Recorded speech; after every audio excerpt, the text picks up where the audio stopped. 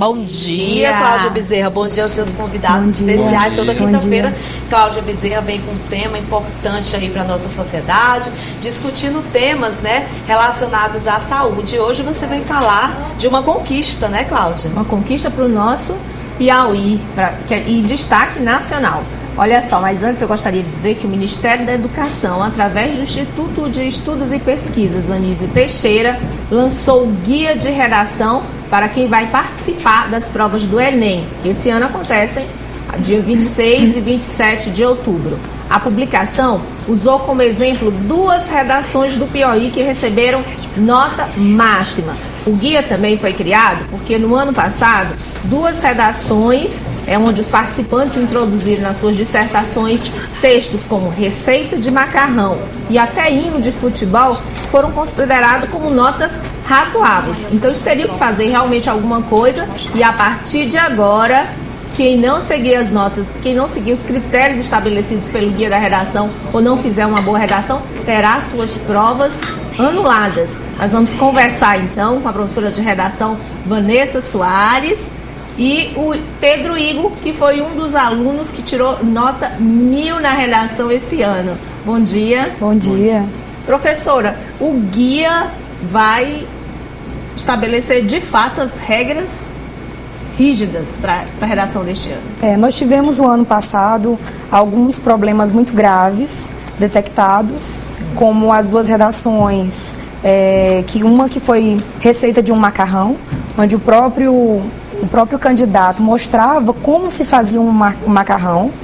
E o interessante é que foi observado, o próprio candidato depois cedendo uma entrevista, disse que foi justamente para testar a correção da redação para saber se era falha. Ele fez esse modo de preparo já no finalzinho do texto. No começo do texto ele falava do próprio tema. E tivemos também do hino, né, de um time de futebol. Devido a isso, houve deboche mesmo. Muito deboche. Tanto é que agora, com esse novo guia, fica claro que o candidato que tiver um erro como esse, que apresentar um erro como esse, ele terá a sua redação anulada de fato.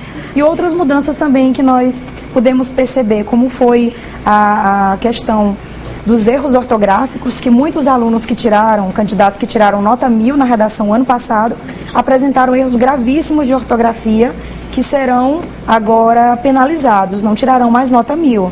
Então, para construir um bom texto, a gente precisa agora, o segundo guia, seguir 5 competências básicas. Com certeza. E a primeira delas é o domínio da norma padrão da língua escrita. Como é que de fato acontece isso?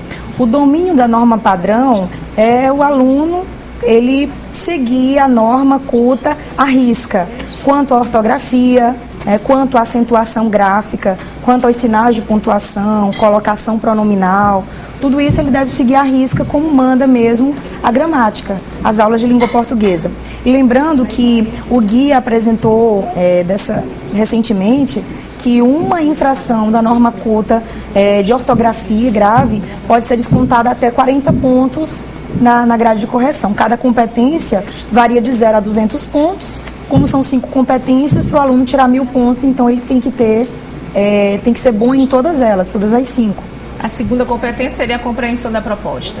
Isso. Na verdade, são 3 competências em uma só, 3 pedidos que a banca faz. O aluno ele precisa compreender a proposta de redação, tem que ler bastante os textos motivacionais para não se perder. Além de compreender a proposta de redação, ele tem que ter uma gama de informações, né? A informação é essencial para o candidato, daí a importância da leitura, de jornais, de revistas e executar. E também tem uma terceira exigência na segunda competência, que é o candidato ele obedecer àquela estrutura do texto dissertativo. Importante lembrar aos candidatos que se escrever menos de 7 linhas, até 7 linhas, eles já terão a sua redação cancelada, anulada. E também se passar de 30 linhas, não será interessante para ele. Então, nessa competência, são 3 exigências que o MEC faz, né? Como é organizar, como é que se faz para organizar e relacionar as informações? Olha, a terceira competência, que é para organizar, muitos candidatos já devem ter visto por dois nomezinhos emblemáticos nas aulas de redação. São eles coesão e coerência. A coesão se trata da organização do texto. Todo e qualquer candidato precisa organizar bem o texto, saber onde é a introdução, quando começa o desenvolvimento, a conclusão. Além disso, toda a organização do seu texto deve ter lógica, daí a coerência. Então, são esses 2 critérios pedidos na competência de número 3. Que passa também já casa com o número 4, que é a construção da própria argumentação. Sim, com certeza. O candidato ele precisa ter mecanismos linguísticos adequados, ou seja, palavras adequadas para se expressar em um texto. Por exemplo, expressões como duma, numa, pra, que são próprias da norma coloquial, né, digamos muito assim, nas redes sociais. Muito utilizadas nas redes sociais, pelo internet. Não pode mais. Não pode, tem que utilizar de acordo com a norma culta. Esses mecanismos linguísticos é importante lembrar. Está também em questão o uso dos clichês, né? As expressões clichês, que são bastante utilizadas nas redações dos alunos, eles não podem utilizar, é importante lembrar, porque a nota vai ser diminuída nessa competência, além de ser mostrado que o aluno não tem informações suficientes. Aí você pode perguntar, mas um aluno em casa pode se perguntar, mas que tipo de expressões clichês são essas? São expressões muito batidas, muito usadas, como nos dias de hoje, hoje em dia, antigamente, nos tempos remotos, né? Então essas expressões não podem ser mais usadas. Ok. E, por final, elaborar a proposta de intervenção ao problema proposto. Essa competência é muito importante porque tem que entender do assunto. Tem que entender, não é só apontar os erros, é dizer como solucionar esses erros.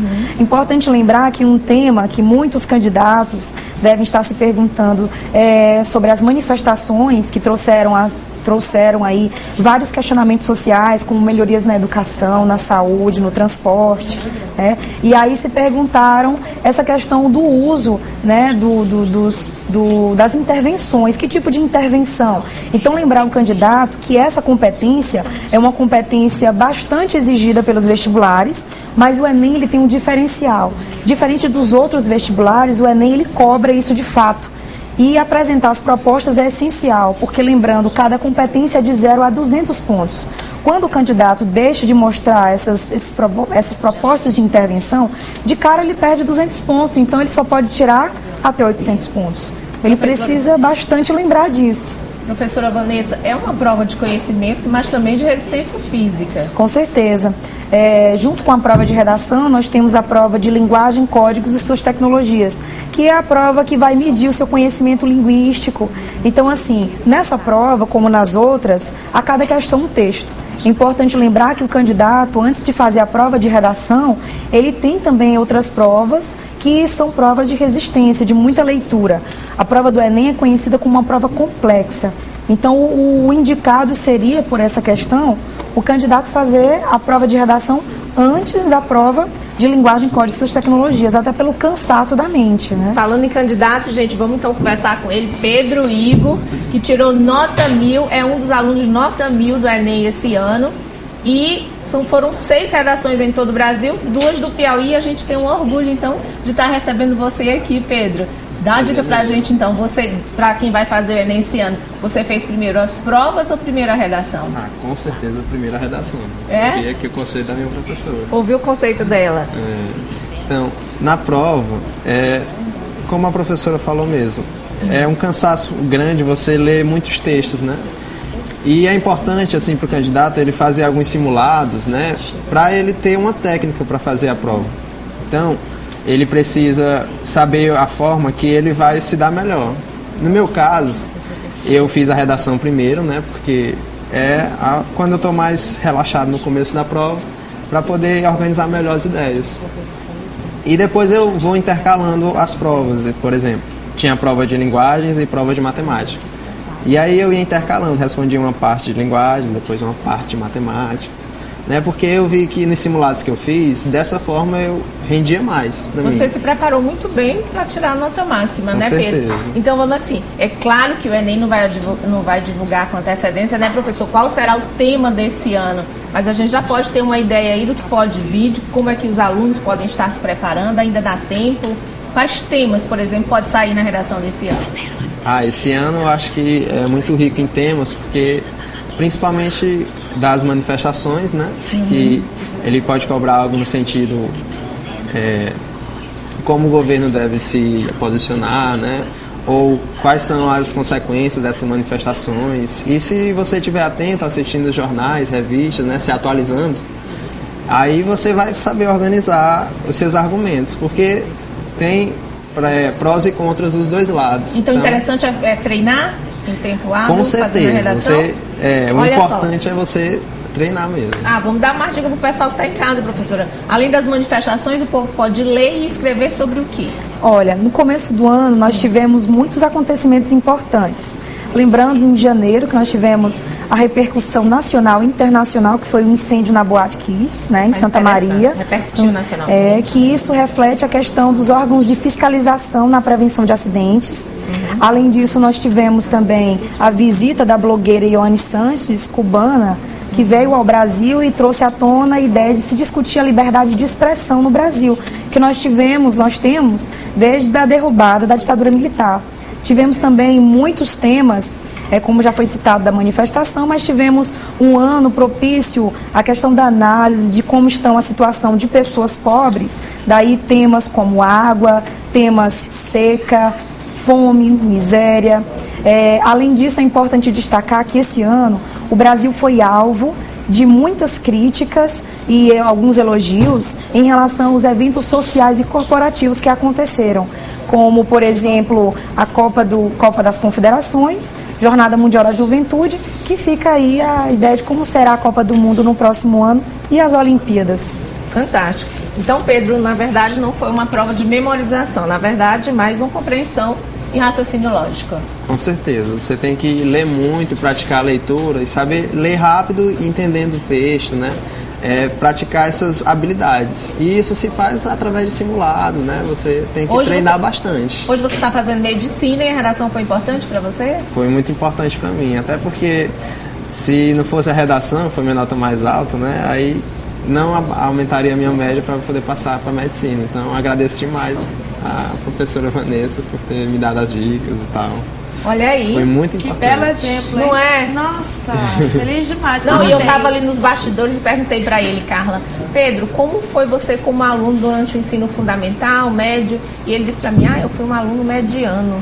Aí depois eu conversando com o pai, disse, nunca precisei nem pagar a escola para ele, porque sempre tirou nota máxima. Olha que legal. Eu acho depoimentos como esse super importantes, porque a gente mostra para as pessoas que não tem essa história de escola tal, escola B, que a escola é isso ou a escola é aquilo. O que importa é o aluno. Quando o aluno quer, ele consegue, porque o estudo é igual para todas as escolas, né? Com certeza. Muito obrigada pela participação no programa. Obrigada a vocês. Gostaria de mandar um abraço para a turma de medicina, lembrando aí, a turma 81 que deve estar me assistindo, e também para minha família, meu pai que está aqui assistindo também. Orgulho, viu, menino? Parabéns para você, tá bom? E eu gostaria de aproveitar a oportunidade também e agradecer ao Colégio Certo pela oportunidade e também por permitir que eu estivesse hoje aqui, né? Porque essa hora, como é professor, é sempre muito ocupado para vir. Afinal, você deu ótimas dicas. Quem quiser encontrar com você, como é que faz, professora? É só entrar em contato, tem os 2 telefones, 8822-2119 e 9971-1211. Olha, essa é a fera que preparou a outra fera, tá, gente? Bom demais, obrigada. Hein? Bom dia, muito obrigada pela participação. Bom dia.